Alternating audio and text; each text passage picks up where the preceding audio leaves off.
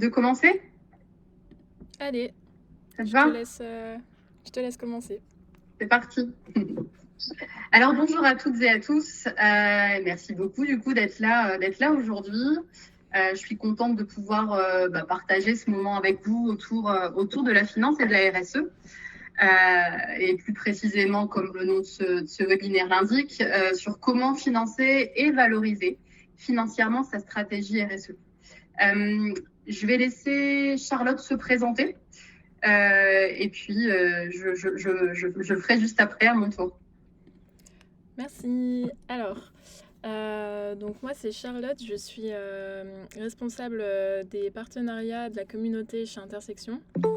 Donc Intersection, c'est un logiciel de pilotage de stratégie RSE à destination des entreprises et également à destination des consultants qui accompagnent ces entreprises.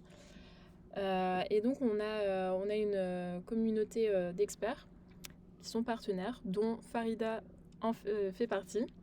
Et tous les mois, on laisse notre plateforme à disposition de l'un de nos partenaires pour se mettre en avant sur un sujet particulier. Aujourd'hui, c'est Farida. Et donc, Farida, je te laisse te présenter. Merci Charlotte. Alors, donc effectivement, donc moi c'est Farida Caridroit. Donc j'ai créé Omniscience l'année dernière.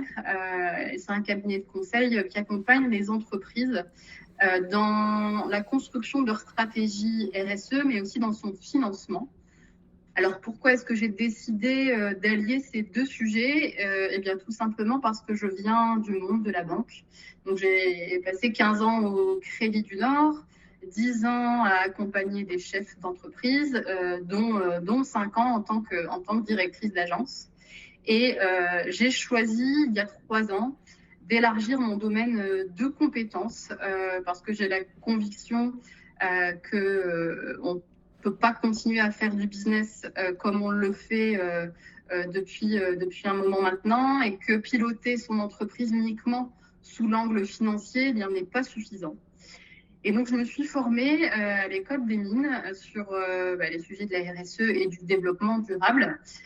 Et cette formation m'a permis aussi de confirmer le fait que la finance était extrêmement importante, que l'angle environnemental et social n'était pas non plus suffisant à lui seul et qu'il était extrêmement important de lier les trois, de piloter les trois pour une entreprise et pour qu'elle puisse vraiment avoir une vision globale et lui permettre de continuer d'exister. Et de toute façon, finalement, la RSE, c'est quoi? Et ben, c'est exactement ça, c'est regarder les choses sous l'angle économique, environnemental et social.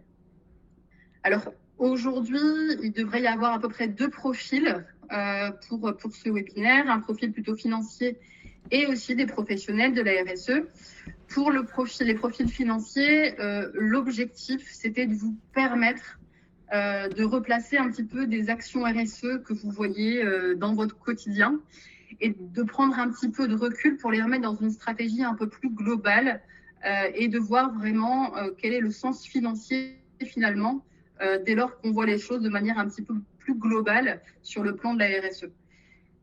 Pour les pros de la RSE, l'idée, c'était de vous aider à porter votre voix auprès des CODIR, auprès de la fonction finance, en arrivant avec des arguments financiers qui peuvent parfois permettre de les persuader, de vous accompagner, de vous suivre sur un projet parce que vous arrivez avec un discours aussi financier et un réel intérêt économique à ce que vous proposez.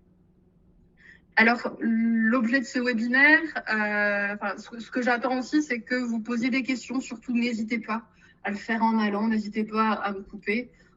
On va essayer d'y répondre. Charlotte va essayer de suivre le fil de questions. Donc, n'hésitez pas à poser vos questions en allant. Alors, de quoi allons-nous parler? On va commencer par voir pourquoi la RSE a un réel intérêt pour votre business. On verra ensuite le modèle d'affaires durable et on fera un zoom sur 3 actions d'une entreprise qui ont vraiment fait la différence sur son compte de résultat.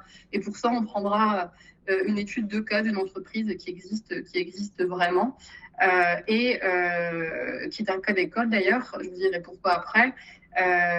Et voilà. Ensuite, on analysera un petit peu la partie comptable. On verra un petit peu quels sont les risques ESG en fin de compte qui portent sur un bilan comptable et puis quelles sont aussi les opportunités de mettre en place une stratégie RSE, des actions RSE. On ira jeter un œil du côté des outils que regardent déjà les financeurs et dont vous pouvez vous saisir aujourd'hui pour aller leur parler, pour mettre en avant les stratégies RSE de vos entreprises ou des entreprises que vous accompagnez. Et puis, on finira par voir un petit peu les subventions et les crédits dédiés à la RSE. Alors, pourquoi la RSE a un réel intérêt pour mon business ? Alors, on n'a qu'une petite heure, donc j'ai dû faire des choix dans la présentation. Et donc là, j'ai choisi de vous parler des chiffres clés du financement de la transition. Pourquoi ? Parce que oui, le coût de la transition est réel. Il a été estimé par la Cour des comptes encore tout récemment à 210 milliards d'euros par an pour la France. Donc, s'engager dans une transition, effectivement, nécessite des investissements. Alors, en fonction de votre entreprise, en fonction de la taille de votre entreprise, en fonction de votre secteur d'activité, évidemment, ça ne sera pas les mêmes sujets, ce ne sera pas les mêmes besoins en termes d'investissement, mais en tout cas, il y a un coût qui a été estimé et qui est réel. Sauf que le coût de l'inaction, lui, est encore plus élevé. Et ça aussi, ça relève d'études qui ont mis en avant ce fait. Et le coût de l'inaction serait 2 à 4 fois plus élevé qu'engager une transition. Donc, fort de ce constat, vous vous dites tous, bah oui, effectivement, il faut y aller, il faut agir. Mais comment, du coup, financer cette transition ? Alors moi, je propose aujourd'hui deux leviers. Le premier, c'est d'aller mobiliser les fonds publics, parce qu'ils existent, et on les verra un peu plus loin dans cette présentation. Aujourd'hui, la France dépense à peu près 20 milliards d'euros par an pour accompagner la transition des entreprises. Et le deuxième levier, eh bien, c'est le modèle d'affaires durable. Alors, c'est quoi ? Qu'est-ce que j'entends par modèle d'affaires durable ? Eh bien, c'est un modèle d'affaires qui intègre dans sa stratégie une stratégie RSE et qui, du coup, va vraiment intégrer tous ces sujets dans son mode de fonctionnement, dans son activité. Alors, pourquoi est-ce que c'est une solution de financement ? La première raison, c'est parce que ça peut clairement dégager des capacités d'autofinancement grâce aux économies que va réaliser l'entreprise. L'entreprise peut très bien, grâce à ses investissements, faire des économies sur l'énergie, être plus efficace aussi sur ces nouvelles machines, de l'efficacité énergétique et donc aussi en euros évidemment, par l'optimisation de ses ressources, par une meilleure gestion des stocks. Tout ça permet à l'entreprise de venir chercher des économies. Et puis aussi, ça peut être grâce au nouveau marché qu'elle va pouvoir remporter, parce que de plus en plus de clients, et notamment des grands comptes, sont très exigeants sur les sujets RSE, et donc ça va ouvrir de nouvelles portes. Et le deuxième point que je voulais aborder, c'était le fait que ça vous permet d'être attractif auprès des financeurs. Aujourd'hui, les banquiers, les investisseurs regardent quasiment systématiquement les choses sous l'angle de la RSE et plus particulièrement des risques ESG. On y reviendra un peu plus tard. Encore une fois, ça dépend de votre activité, de la taille de l'entreprise surtout. Les artisans, les commerçants, les professions libérales pour l'instant, et la TPE encore est un peu épargnée par tout ça, mais dès lors qu'on rentre dans le monde de la PME et donc forcément de l'ETI, on est concerné. Les banquiers vous font remplir quasiment systématiquement maintenant un questionnaire RSE.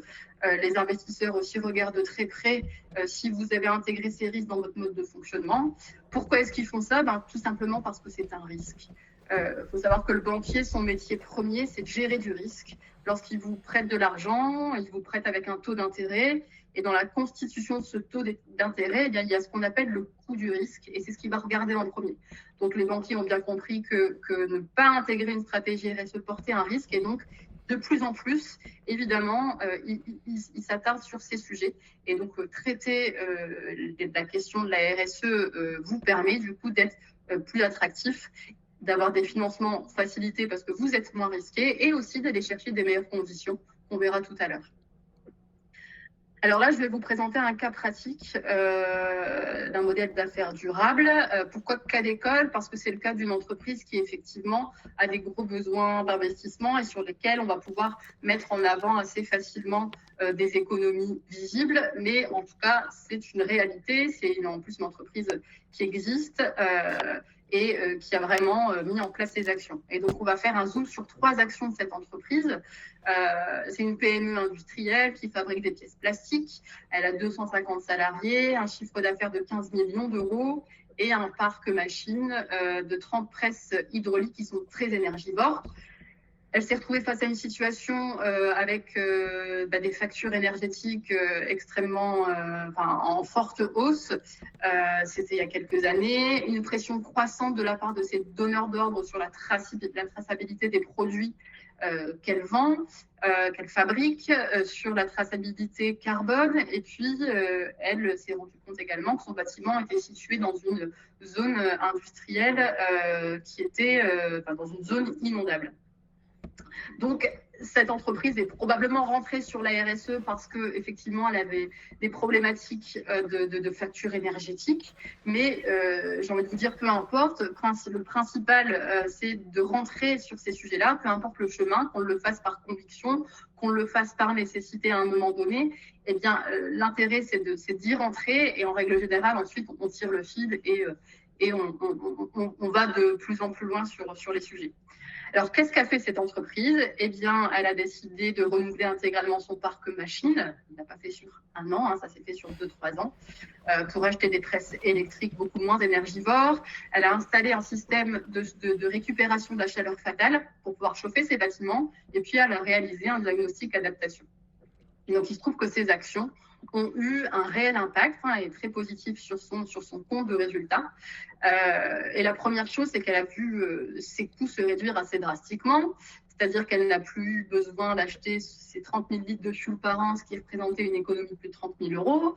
Elle a pu faire des économies de 40% sur sa facture d'électricité, ce qui représentait entre 2 et 300 000 euros par an. Et puis, ces nouvelles machines ont permis de réduire le coût de la maintenance d'à peu près de 100 000 euros par an. Donc tout ça, c'est pas négligeable. On arrive à des sommes entre 2 et 3% du chiffre d'affaires. Et il se trouve que ces économies permettent de rembourser aussi l'annuité liée aux investissements, liée aux prêts qu'elle a dû faire pour pouvoir acheter ses machines, installer son système de récupération de la chaleur. La deuxième chose que je voulais mettre en avant, c'était que cette entreprise, du coup, était beaucoup plus robuste. Pourquoi? Parce qu'elle absorbe les chocs en cas de crise, comme on vit aujourd'hui. Si cette entreprise avait encore besoin d'acheter du fuel, il se trouve qu'elle l'aurait acheté 50% plus cher dans le contexte actuel. Et aujourd'hui, elle ne subit pas la crise que l'on connaît tous avec le blocage du détroit d'Ormuz. Et puis, si il venait y avoir une inondation, parce que c'est un risque avéré, elle est dans une zone inondable, l'entreprise, de par le diagnostic qu'elle a pu faire, pourra continuer son activité et n'aura pas de problématique de perte d'exploitation ou de devoir remettre en état ses bâtiments. Et enfin, le dernier point, c'est une meilleure compétitivité pour cette entreprise. Pourquoi? Parce que l'investissement dans ces nouvelles machines lui a permis d'être beaucoup plus précise et de pouvoir s'adapter plus facilement aux demandes de ses clients.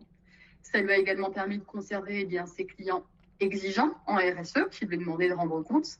Et puis, ça l'a mis dans une position de force pour aller chercher des nouveaux marchés. Je pense au marché public, notamment avec la réglementation qui va passer cet été, qui va imposer aux marchés publics qui vont intégrer systématiquement dans leurs appels d'offres un critère environnemental auxquels les entreprises qui répondent à ces appels d'offres vont devoir répondre. Et donc, tout ça, finalement, ça permet quoi? Ça permet à l'entreprise de réduire ses risques. Alors là, on a vu les économies visibles, mais il existe aussi des économies invisibles. Et ça, c'est du coup plus difficile pour les mesurer. Alors d'ailleurs, Intersection travaille pas mal là-dessus, vient de de mettre en place une calculette qui permet d'aller mesurer justement ces économies dites invisibles, que j'appelle tout au moins invisibles, en fonction de la taille de votre entreprise, en fonction de votre secteur d'activité, en fonction des actions que vous avez mises en place. Et c'est extrêmement intéressant parce que finalement, on constate des économies indirectes grâce à la réduction, par exemple, des accidents de travail, à la réduction du turnover ou encore à la valorisation de vos déchets. Et finalement, les économies... Pardon ? Non, je disais juste, je mets le lien dans le chat si jamais ça intéresse. Ouais, super. Et ces économies, qu'ils soient visibles ou invisibles, eh bien, ont de réels bénéfices pour les entreprises, des bénéfices concrets qui ont été mesurés récemment par une étude qui a été menée par le cabinet des enjeux et des hommes et le mouvement Impact France, et qui révèle que les entreprises qui intègrent une stratégie RSE eh bien, ont en moyenne une croissance 8% supérieure aux autres et sont également plus rentables. Alors, pour conclure sur mon petit cas pratique, on va voir à gauche ce qui s'est passé du coup pour l'entreprise qui a mis en place ces 3 actions, ce qui se serait passé si elle n'avait pas mis en place ces 3 actions. Alors, ce qu'elle a dû commencer par faire, évidemment, c'est investir. L'entreprise a dû financer son parc machine, son système de récupération de chaleur fatale. Ça lui a coûté de l'argent et évidemment, elle a dû investir. Sauf que dans ce cadre-là, l'entreprise est pilote et maître de son activité. C'est elle qui décide d'investir et de s'engager dans la transition. Elle sait combien elle investit, elle sait la durée sur laquelle elle va s'engager. Et en règle générale, un financement, eh bien oui, il a une date de fin. On va être sur en moyenne du 5 ans. Ça peut aller un peu plus loin, on verra tout à l'heure, pour la transition énergétique. Mais ce qui est sûr, c'est qu'une fois que ce financement et ce remboursement, le remboursement est terminé, eh bien, ça permet de continuer à profiter pleinement de ce qu'on a vu juste avant, une meilleure rentabilité et une croissance plus importante. Et de rentrer du coup dans un cercle vertueux. Si en revanche, elle n'avait pas mis en place ces 3 actions, qu'est-ce qui se serait passé ? Eh bien, on peut déjà comprendre assez rapidement que dans ce cas-là, les coûts ne sont pas du tout maîtrisés. L'entreprise n'est pas forcément pilote de ce qui se passe parce qu'elle ne maîtrise pas les crises géopolitiques, elle ne maîtrise pas les crises énergétiques et que du coup, elle les subit et qu'elle n'a pas d'autre choix que de les subir. Et dans le cas présent, eh bien, l'entreprise aurait vu encore une hausse de la du coût de l'énergie. Elle n'aurait pas pu économiser sur sa facture d'électricité. Elle aurait probablement vu son assurance augmenter parce que les assureurs travaillent extrêmement fort sur le changement climatique et sur les limites planétaires d'ordre général, mais surtout sur le changement climatique parce qu'ils sont en première ligne et que c'est eux qui payent aujourd'hui les pots cassés. Et donc, on voit de plus en plus certaines communes, même en France, qui ne peuvent plus être assurées. Et aux États-Unis, ça se voit encore plus, notamment même des particuliers qui n'arrivent plus à assurer leurs biens immobiliers. Et donc tout ça, ça a un impact évidemment sur la perte de rentabilité. Et puis un impact également sur la perte de chiffre d'affaires parce que l'entreprise en question aurait pu perdre ses clients qui étaient de plus en plus exigeants sur la RSE. Et puis peut-être pas se développer autant et aller chercher des nouveaux marchés. Et puis si une inondation venait à se réaliser, eh bien aussi une perte d'exploitation liée à la survenance de ce risque. Et donc finalement, cet exemple nous permet de dire que oui, eh bien, le coût d'inaction aurait très certainement été plus élevé que le coût de la transition qui a été engagé par cette PME et que finalement, le modèle d'affaires durable est une solution fiable pour financer la transition. Alors, on va regarder ici l'impact que peut avoir en termes de risque la transition, enfin la non prise en compte d'une stratégie RSE et donc des risques ESG. Alors, ESG, qu'est-ce que ça veut dire ? C'est le E de environnement, le S de social et le G de gouvernance. C'est le cadre qui est utilisé par le monde de la RSE, même de la finance durable, pour venir analyser finalement les risques liés au changement climatique et aux limites planétaires. Et dans le cadre comptable, alors désolé pour les professionnels de la RSE, mais ce qu'on en déduit, ce que j'ai pu apprendre assez finement récemment, c'est que bah oui, certains actifs peuvent présenter une valeur nette comptable supérieure à la valeur d'utilité. Alors, c'est des termes comptables, mais pour essayer de vulgariser ça, quand une entreprise achète une machine, eh bien, l'objectif, c'est que cette machine, si on investit, c'est qu'elle va rapporter de l'argent à l'entreprise et que donc, elle va permettre de dégager du cash pour l'entreprise. Et donc, quand on achète une machine, le comptable va l'enregistrer au bilan de l'entreprise, va l'amortir sur un certain nombre d'années en fonction du plan comptable. Et donc, ça va donner la valeur nette comptable au bilan, et la valeur d'utilité, eh bien, c'est ce que doit normalement rapporter cet investissement à l'entreprise. Et donc, quand on n'intègre pas les risques ESG, ce qui se passe majoritairement aujourd'hui, eh bien, on se retrouve dans une situation où la valeur d'utilité est supérieure à la valeur nette comptable. C'est ce qu'on attend d'ailleurs quand on fait un investissement, c'est que cet investissement soit rentable. Mais si on regarde plutôt sous l'angle des risques ESG, eh bien, il se trouve que cette valeur d'utilité peut se retrouver inférieure à cette valeur nette comptable et donc, du coup, être beaucoup moins rentable que prévu. Pourquoi ? Eh bien, parce que cette machine, en l'occurrence, finalement, on se retrouve à devoir à avoir des charges d'exploitation beaucoup plus chères que prévu parce que le coût de l'énergie augmente. On se retrouve à peut-être plus pouvoir l'utiliser pour tous nos clients parce que certains clients exigent des produits décarbonés et donc ne veulent pas avoir des pièces plastiques, par exemple, pour revenir sur l'exemple de tout à l'heure, fabriquées à partir d'une machine qui utilise du fioul. Et donc, eh bien, il se trouve que cette machine dégage moins de cash que prévu. Et dans ce cas-là, eh bien, le comptable est censé passer une dépréciation et donc enregistrer une charge pour l'entreprise. Aujourd'hui, on le fait pas encore. Je pense en tout cas pas une large échelle. Et je comprends que c'est pas forcément non plus évident. Demain, les financiers qui assistent aujourd'hui au webinaire vont pas aller d'évaluer l'intégralité des actifs, en tout cas concernés auprès de leurs clients. Et en plus, ça peut être un peu compliqué. Mais l'idée ici, c'est d'avoir ça en tête et de comprendre que, eh ben oui, les risques ESG et la RSE a un impact aussi vraiment directement sur le bilan des entreprises. Et ça permet aussi d'avoir une vision vraiment au plus proche de la réalité dès lors qu'on regarde les choses aussi sous cet angle.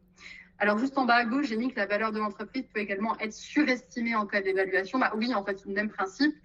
Si demain, un chef d'entreprise veut transmettre son entreprise, s'il ne tient pas compte de ces risques ESG, il va faire une valorisation de son entreprise, il va être accompagné pour le faire. Sans tenir compte de ça, va présenter son dossier à des investisseurs ou à des banquiers qui vont accompagner le repreneur. Et donc, les financiers, eux, vont regarder finalement ces risques ESG parce qu'ils ont bien compris qu'ils devaient le faire et vont peut-être pas être d'accord avec la valorisation de l'entreprise parce que l'entreprise n'aura pas intégré ces risques ESG et en plus n'aura même pas peut-être connaissance de l'impact que ça a réellement sur la valorisation. Et puis des opportunités, parce que oui, il y en a. Il y a des opportunités évidemment sur lorsqu'on met en place une stratégie RSE. On va avoir par exemple les dépenses de développement qu'on peut inscrire à l'actif du bilan dès lors qu'une entreprise se lance dans des projets, des co-conceptions, de recherche de matières alternatives et qu'elle développe des nouveaux produits. Eh bien, on peut l'inscrire à l'actif du bilan. On va également avoir la possibilité d'aller chercher des crédits d'impôt recherche, des crédits d'impôt sur l'innovation et l'impact. Il y a également des réductions fiscales qui sont liées aux investissements verts. Donc tout ça, c'est des choses auxquelles il faut penser et à aller chercher dès lors qu'on est dans des situations qui nous permettent et qu'on met en place des actions qui nous permettent de profiter de ces avantages. Alors ensuite, je voulais vous parler aussi du crédit carbone et biodiversité. Alors sur le crédit biodiversité, il est peut-être encore un peu tôt pour en parler parce que il y a pas mal de choses qui bougent. Mais sur le crédit carbone, alors il faut savoir deux choses. La première chose, c'est qu'il existe un marché réglementé. Les grandes entreprises sont déjà soumises à une réglementation, à un quota de crédit carbone. Et dès lors qu'elles dépassent ce quota, eh bien, elles doivent acheter des crédits carbone sur un marché réglementé qui va être mis du coup en vente par des entreprises qui, elles, n'atteignent pas leur quota. Mais il existe aussi un marché volontaire où les entreprises qui mettent en place un suivi sur leurs émissions de tonnes de CO2 équivalent, si elles mesurent que de par leur stratégie, leurs actions, eh bien, elles ont économisé autant de tonnes de CO2, eh bien, elles peuvent le valoriser et venir transformer ça en crédit carbone et le revendre et revendre ces crédits carbone à des plateformes spécialisées. Et enfin, le petit dernier, le statut la jeune entreprise innovante à impact, c'est un tout nouveau statut qui est issu de la loi de finances, la 2026, et qui permet eh bien, à ces entreprises, alors il y a pas mal de critères, il faut regarder dans le détail, c'est pas le but ici du webinaire, c'est vraiment pour que vous l'ayez en tête. Eh bien, ça permet à ces entreprises de pouvoir profiter d'avantages fiscaux assez intéressants. Et donc, pensez à vérifier si vous accompagnez des entreprises qu'elles ne rentrent pas, vérifier qu'elles rentrent peut-être dans ce statut et d'aller le mobiliser et d'en bénéficier si c'est possible. Alors, les outils que regardent déjà les financeurs. J'ai voulu m'attarder sur des... Oui, Charlotte ? Désolée, je te coupe avant de partir sur une autre partie. On a une question de Jérémy. Une entreprise déjà GEI a un avantage supérieur en étant GEII ou pas? Alors, Jérémy, je ne sais pas répondre à votre question, mais je la note et je reviendrai vers vous après le webinaire si ça vous convient.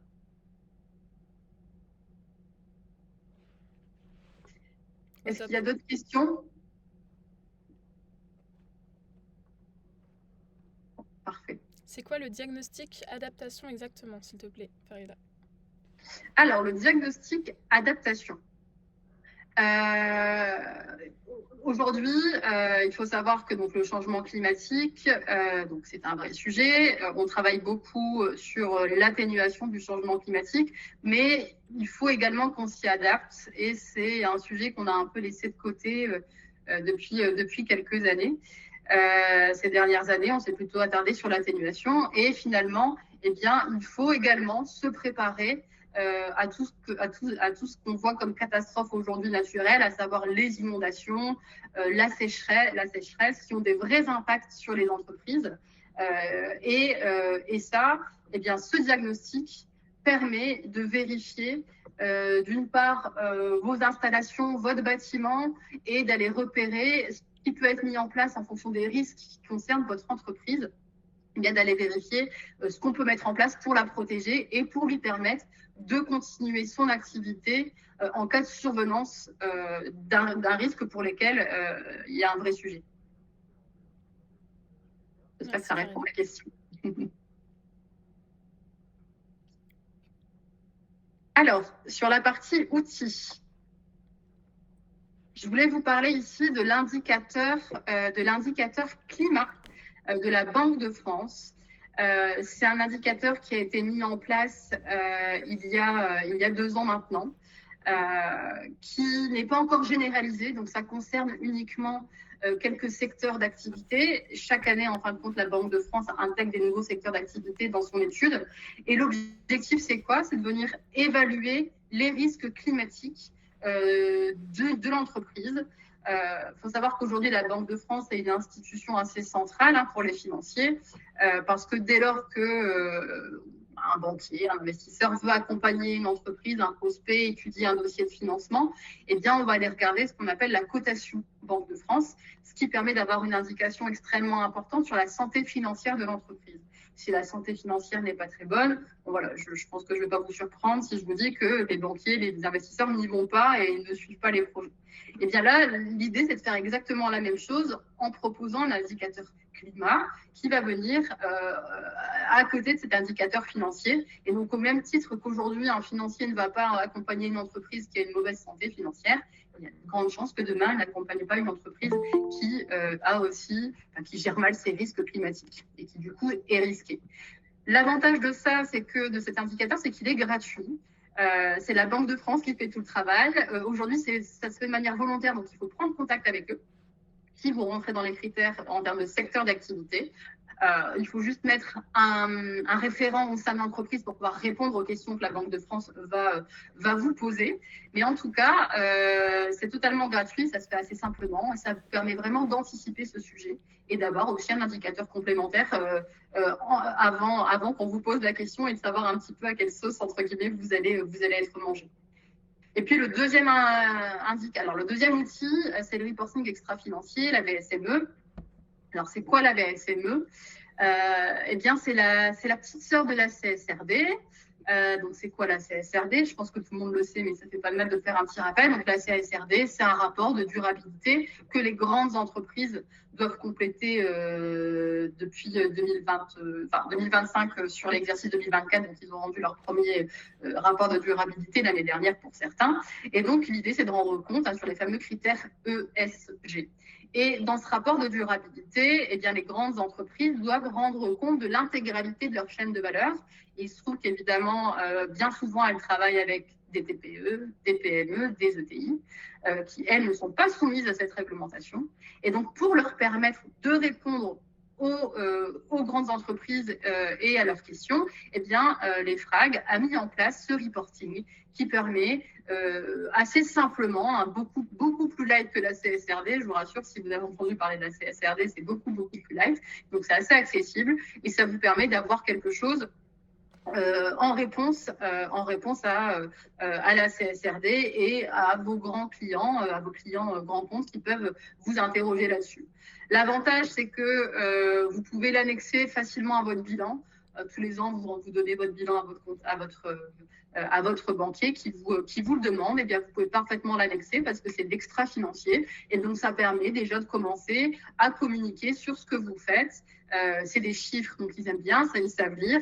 Il y a un peu de narratif, mais il y a aussi beaucoup d'indicateurs, donc beaucoup de chiffres. Et puis, ça ne mange pas de pain. C'est aussi quelque chose qui va vous permettre de simplifier votre évaluation EcoVadis, parce que dès lors que vous vous faites évaluer sur EcoVadis, eh bien, il se trouve que vous devez donner la preuve de certains indicateurs en lien avec des actions que vous avez mis en place. Et la VSME fait office de preuve pour ces indicateurs. Et justement, je vais peut-être montrer la VSME sur Intersection. Tout à fait, c'est l'occasion parfaite. Et ben c'est parti, je partage mon écran dans ce cas. Hop.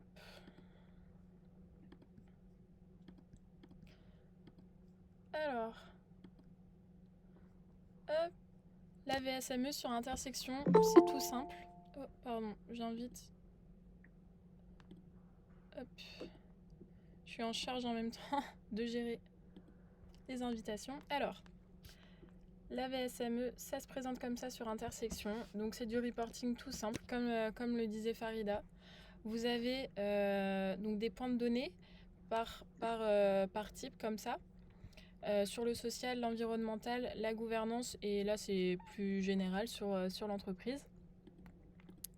En fait, les points de données, vous avez juste à avoir à les remplir ici. C'est un petit reporting tout simple. Vous avez les justificatifs qui se mettent très bien juste ici. Et à la fin, ça vous sort hop là, un petit rapport VSME. Ça charge, pardon. Hop là, petit rapport VSME comme ça, et qui reprend simplement tout ce que vous avez rentré dans le logiciel. Et du coup, comme le disait Farida, ça vous pouvez très bien l'annexer à vos comptes en fin d'année. Et vous pouvez... Ah pardon, on ne voit pas l'écran. Ah, alors j'arrête le partage, tu n'as peut-être pas réussi à reprendre la main et je te laisse repartager. Hop. Est-ce que là on voit Enoa? Oui, c'est bon. Ah, c'est bon. Parfait. Okay, bon, je disais que ça, c'était un petit rapport qui sortait facilement et qui venait justement compléter les comptes, les bilans comptables en fin d'année, et aussi qui pouvait très bien être mis sur la plateforme EcoVadis pour justifier de plein d'indicateurs sur les thématiques ESG. Voilà un petit peu. Je te laisse reprendre la main, Farida. Hop là. Super. Tac.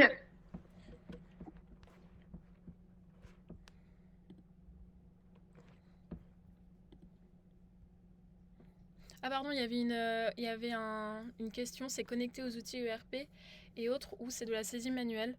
Alors pour l'instant c'est manuel, mais on a l'intelligence artificielle qui vient intégrer automatiquement les documents. Donc l'analyse l'analyse de l'intelligence artificielle, normalement ça se remplit automatiquement. Donc c'est au choix, soit saisie manuelle, soit saisie automatique.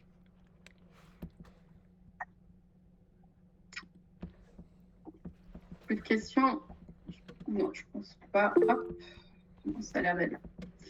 Parfait. Alors,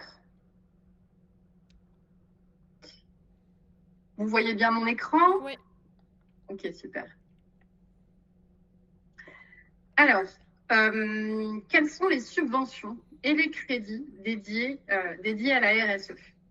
Alors déjà, pour commencer, je me suis posé la question pour vous de recadrer quand même le sujet et de se dire qu'est-ce qu'on va financer quoi exactement. Pour moi, il y a deux familles à financer. La première, c'est la partie études, dans la mesure où, dès lors que vous rentrez dans une stratégie RSE, vous allez probablement à un moment donné vous poser des questions sur le fonctionnement de votre activité, peut-être vous poser des questions sur l'intégration de l'économie circulaire dans votre activité, comment éventuellement éco-concevoir vos produits. Donc tout ça, ça demande des expertises. Peut-être que vous les avez en interne, et si c'est le cas, c'est super. Mais si ce n'est pas le cas, il va falloir aller les chercher et donc il va falloir les financer. Et puis la deuxième grande famille, on l'a vu tout à l'heure, mais c'est un peu plus évident, mais c'est effectivement les investissements liés à votre transition, que ce soit la transition énergétique, l'investissement dans des nouvelles machines. Si votre sujet c'est l'eau, et éventuellement installer un système de récupération d'eau ou d'économie d'eau. Donc voilà, tout ça, c'est à peu près ce que vous allez devoir financer en fonction, encore une fois, de la taille de votre entreprise, de votre activité, de votre secteur d'activité.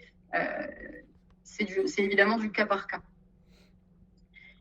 Et donc, alors la première chose à faire, pour moi, en tout cas c'est ce que je recommande, c'est d'aller chercher des subventions.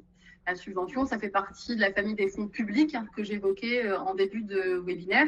Et donc, l'idée, c'est d'aller mobiliser un maximum de subventions pour réduire la facture de votre investissement. Là, je vous ai mis quelques clés, quelques outils à aller checker dès lors que vous êtes face à un investissement à faire. Par exemple, le site de la transition écologique des entreprises. C'est vraiment un site qui est bien fait. Franchement, il regroupe quand même pas mal d'aides et de subventions, même de prêts d'ailleurs.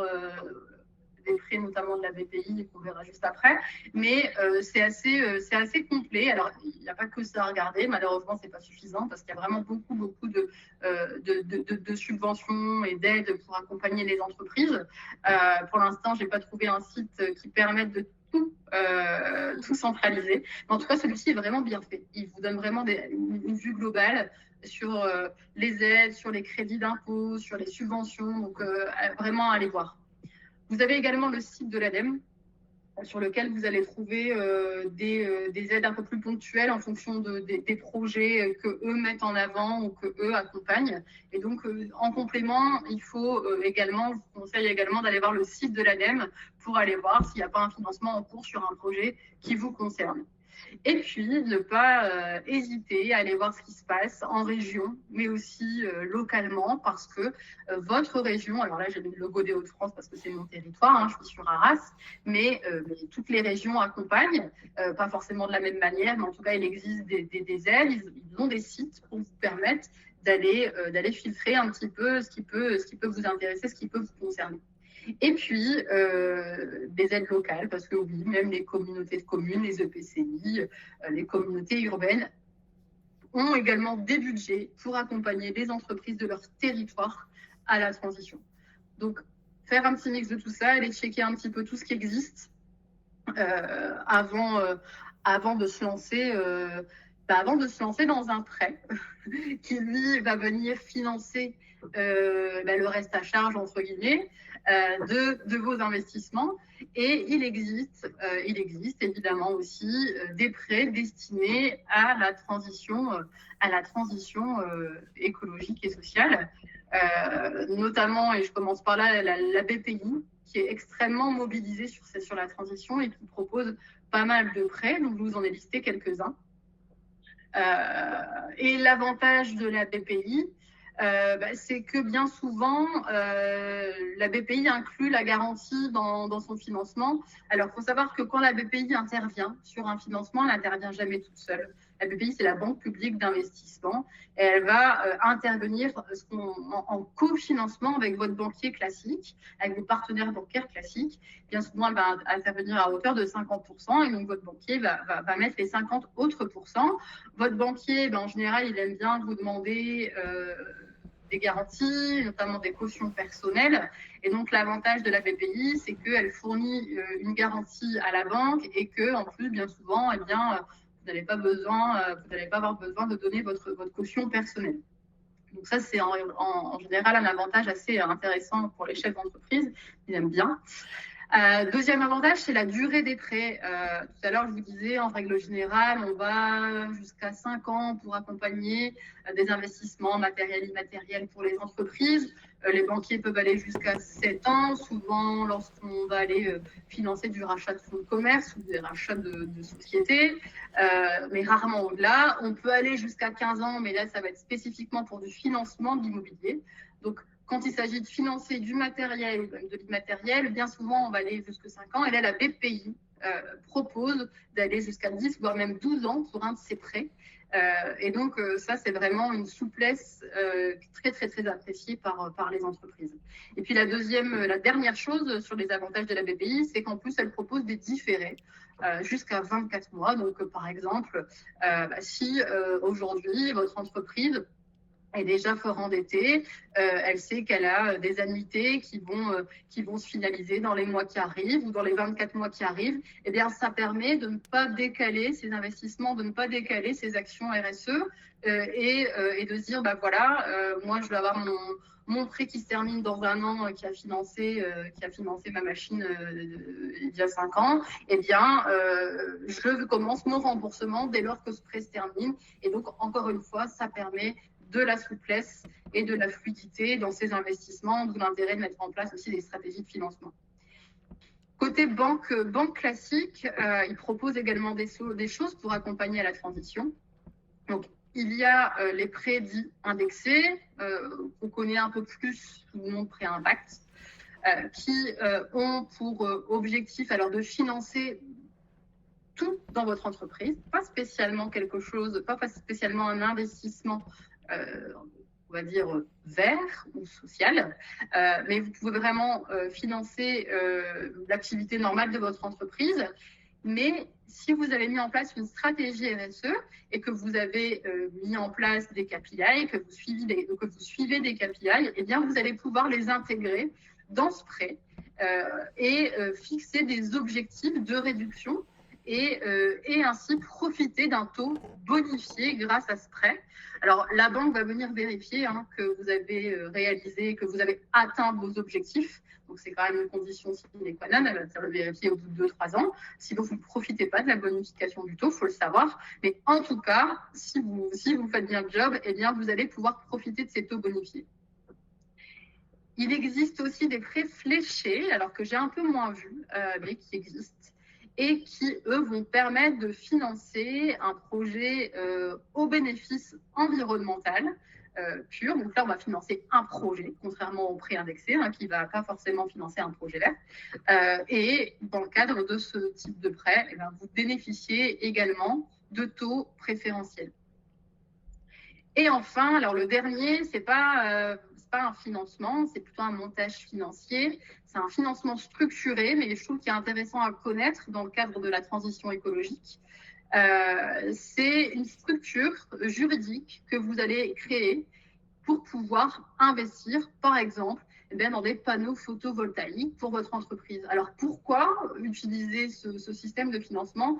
Eh bien, tout simplement parce que peut-être qu'au moment où vous êtes dans ces projets-là, votre entreprise est déjà fort endettée, que la structure financière ne permet pas de rajouter de la dette, ou alors vous avez d'autres projets en tête qui sont concomitants ou qui vont arriver très prochainement. Donc, vous n'avez pas envie d'alourdir la dette sur la structure qui exploite votre activité, et auquel cas vous pouvez créer cet SPV où vous allez lever la dette, donc du coup, qui va emprunter l'argent pour pouvoir acheter ces fameux panneaux photovoltaïques.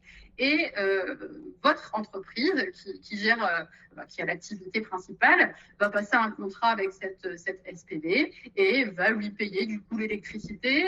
Ça va être de l'électricité, du coup, forcément ici dans votre cas. Et donc, le contrat que vous allez passer, l'argent que vous allez verser à cette société, qui passera en charge chez vous uniquement, permettra de rembourser la dette qu'a levée cette structure.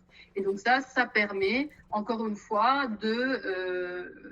d'optimiser ces financements, de ne pas forcément mettre toute la dette sur votre entreprise si vous avez d'autres projets ou si ce n'est pas le moment, mais pour autant de ne pas reporter vos projets de transition.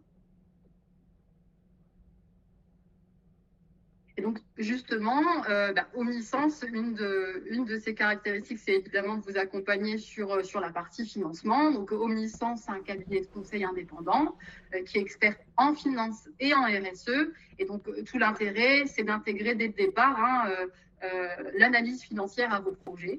Ça vous permet d'avoir des projets RSE qui sont gérés de A à Z, d'avoir un seul interlocuteur. Qui est souvent appréciable, et de limiter la pression sur votre trésorerie. L'objectif, c'est d'écouter au maximum vos besoins, c'est-à-dire comprendre quelle est votre activité, quelles sont vos problématiques, quelles sont vos forces, vos faiblesses, qui vous êtes, qu'est-ce que vous avez aussi envie de faire, parce qu'en fonction des uns des autres, on n'a pas forcément envie d'aller tout de suite se structurer sur une stratégie RSE et tout changer à sa boîte, c'est pas forcément toujours l'idée, et c'est pas grave. L'idée, c'est de commencer et mettre le pied à l'étrier, et donc pour ça, il faut bien comprendre qui vous êtes, ce que vous faites et ce que vous voulez, pour pouvoir ensuite vous proposer un plan d'action réaliste en fonction de qui vous êtes, et puis mesurable pour pouvoir derrière aller chercher des financements, les optimiser, réduire encore une fois la pression sur votre trésorerie pour lever un maximum de dettes, parce que on sait que, c'est peut-être pas tout le monde, mais la dette, c'est un levier, ça permet vraiment de se développer, et ça aide beaucoup et à la transition, mais à d'autres projets évidemment. Et il faut bien optimiser tout ça pour être le plus efficace possible. Et enfin, le pilotage de la stratégie, et le pilotage de tout ce qu'on vient de voir, parce que la RSE, c'est de l'amélioration continue. C'est pas une stratégie qu'on met en place one shot et ensuite c'est terminé. Non, c'est quelque chose qui se suit dans le temps, et on rentre vraiment dans ce cadre de l'amélioration continue. Alors, Farida, il y a une petite question avant que tu conclues. Thierry demande ce que tu penses des systèmes de comptabilité, par exemple Triple Capital ou CARE, qui montrent que la comptabilité ne rend pas compte d'aspects essentiels de la durabilité et que nous sommes démunis pour le calcul financier de l'extra-financier. Alors, je partage la conclusion. Effectivement, on est un peu démunis. Alors, ces méthodes de comptabilité, donc pour les avoir un peu étudiées et les suivre, sont encore assez compliquées à mettre en œuvre, même si j'y crois. J'espère que ça verra vraiment le jour et que ça sera possible de les intégrer demain en entreprise, et que ce sera possible pour toutes les entreprises d'intégrer ça. Mais aujourd'hui, dans ce que c'est, mais c'est parce que ça nécessite encore du travail et de la recherche, je trouve que c'est encore compliqué, a fortiori pour une PME, de mettre en place un système de comptabilité CARE, parce que pour moi, c'est encore un prototype. Mais en tout cas, ça va dans le bon sens. Parce que ça revient à ce que je vous disais. Pour moi, aujourd'hui, il faut piloter son entreprise sous l'angle économique, mais aussi environnemental et social. Et l'idée, c'est de continuer à travailler pour simplifier, en fin de compte, le pilotage de ces trois enjeux. C'est ce qu'essaye de faire la comptabilité Triple Capital. Et j'espère qu'elle arrivera à rendre ça accessible à tous. Mais pour l'instant, ça ne l'est pas, mais il faut continuer à suivre leur travaux. Merci.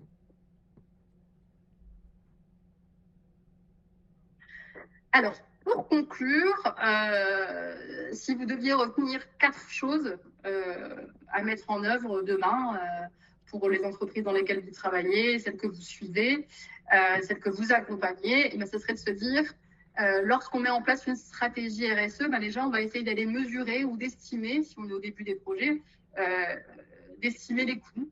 Parce que oui, ça peut coûter, ou je ne parle pas vraiment d'investissement là, je parle vraiment en termes de coûts. Si demain je décide de travailler avec une matière alternative, peut-être qu'elle me coûtera plus cher. Parfois le recyclé coûte plus cher. Donc il faut l'estimer, il faut le calculer et il faut voir concrètement quels sont les coûts générés par ma stratégie, mais aussi quels sont les gains, parce que l'idée c'est de faire en sorte que les gains soient plus importants que les coûts et de pouvoir mesurer tout ça, de pouvoir estimer tout ça. Et moi, je vous encourage vivement, lorsque vous mettez en place une stratégie RSE, c'est d'aller faire ces calculs-là. Une fois que vous avez fait ça, c'est de structurer votre financement, évidemment. Allez mobiliser toutes les subventions possibles, existantes, et puis aller chercher des financements plus attractifs, parce que vous pouvez en bénéficier dans le cadre d'une démarche RSE. Alors, je n'ai pas parlé volontairement d'autres types de financement parce qu'il n'y a pas que le crédit, il n'y a pas que la subvention. Il existe des financements autres qui vont venir. Là, c'est du non dilutif. Il existe des financements dilutifs qui vont intervenir au capital. Mais voilà, sachez que ça existe, mais j'ai choisi volontairement de ne pas en parler aujourd'hui. Mais il y a aussi d'autres modes de financement qui peuvent être mobilisés. Et puis enfin, une fois qu'on a fait tout ça, moi, ce que je vous invite à faire, c'est de centraliser toutes ces informations. Allez chercher l'indicateur climat si vous pouvez, si c'est dans le secteur d'activité dans lequel vous travaillez. Et puis, de compléter ce reporting extra-financier qu'est la VSME et qui peut parler déjà aux financiers, qui peut déjà leur être transmis au travers de votre bilan comptable, tout simplement. Ça permet un échange avec lui. Ça vous permet d'engager une discussion en disant voilà ce que je fais, voilà ce qu'on fait dans mon entreprise sur ces sujets-là. Et comme ça, il a en tête que oui, vous faites des choses. On vous posera des questions au moment venu, mais en tout cas, c'est important de communiquer, de dire ce que vous faites. Et ce reporting vous permet vraiment de le faire. Bien voilà, on arrive à la fin de ce webinaire. Merci beaucoup pour votre attention. N'hésitez pas, on a encore quelques minutes, donc si vous avez des questions, s'il y a même des questions qui vous viennent après le webinaire, là je vous laisse mes coordonnées, n'hésitez pas à me contacter pour me les poser. Jérémy, j'irai bien voir la différence, quels sont les avantages complémentaires sur la jeune entreprise à impact par rapport à la jeune entreprise innovante, parce qu'il doit certainement y avoir des écarts. Je ne suis pas allée faire le travail de vérification et de comparaison, mais je ne manquerai pas de revenir vers vous.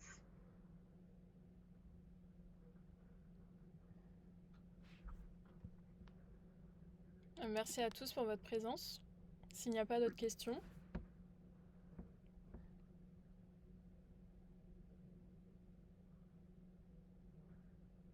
Alors, j'espère que si vous n'avez pas de questions, c'est parce que j'ai été suffisamment claire, ou alors c'est parce que vous n'avez pas tout compris. Mais j'espère que c'est parce que j'ai été suffisamment claire. Les messages ont l'air de dire que c'était plutôt clair et intéressant, donc ça va. Bon, parfait, très clair et utile.